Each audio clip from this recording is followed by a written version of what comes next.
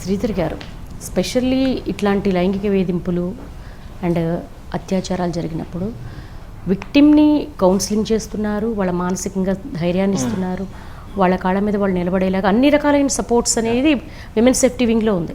అది నిజంగా ఆహ్వానించదగ్గ పరిణామం, అభినందించదగ్గ పరిణామం.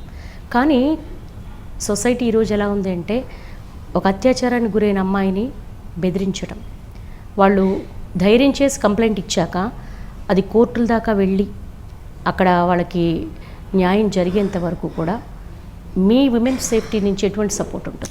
100% కరెక్ట్, మీరు చెప్పింది కరెక్ట్. జనరల్గా కేసెస్లో మోస్ట్ ఆఫ్ ది కేసెస్లో ఎస్పెషల్లీ పోక్సోలో ఎక్యూజ్డ్ బాబాయ్ ఉంటాడు, అవును, కొన్ని చోట్ల తండ్రి ఉంటాడు, కొన్ని చోట్ల సవతి తండ్రి ఉంటాడు, లేకపోతే ఇన్ అండ్ అరౌండ్ పబ్లికే ఉంటారు. కాబట్టి మొదట్లో ఉన్నంత కోపం వాళ్ళకి ఒక పీరియడ్ ఆఫ్ టైం తర్వాత పేరెంట్స్కి ఉండదు వాళ్ళ పైన. అందువల్ల మా వాళ్ళు ఏం చేస్తారంటే రెగ్యులర్గా ఈ మానిటర్ చేస్తూ ట్రయల్ కంప్లీట్ అయ్యేంత వరకు వాళ్ళ ట్రాప్లో వీళ్ళు పడకుండా ఈవెన్ విక్టిమ్ అసిస్టెంట్ ఫండ్ ఇస్తారండి మా ఉమెన్ సేఫ్టీ నుంచే. డబ్బులకి ఎక్కడ లొంగిపోతారో వీళ్ళని విక్టిమ్ అసిస్టెంట్ ఫండ్ అని మా దగ్గర నుంచే డబ్బులు ఇస్తాం. వాళ్ళ తలకు మంచి చెడు, వాళ్ళ ఎడ్యుకేషన్, వాళ్ళ స్కిల్లింగ్, వాళ్ళ ప్రొఫెషనల్గా ప్రతి దాంట్లో ఎక్కడైనా వాళ్ళు డౌన్ అవుతారేమో అని ప్రతి ఒక్కటి మా వాళ్ళే మానిటర్ చేసి మా వాళ్ళు ప్రొవైడ్ చేస్తారు.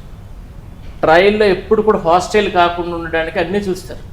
ఫర్ ఎగ్జాంపుల్ థ్రెట్ చేస్తున్నారు, బలప్రయోగం చేస్తున్నారు, లేదా పొలిటికల్గా లేదా సమ్ అదర్ మీన్స్లో ప్రెజర్ పెడుతున్నారు అన్నప్పుడు మా వాళ్ళు ఇమ్మీడియట్గా మా దృష్టికి తీసుకొస్తారు.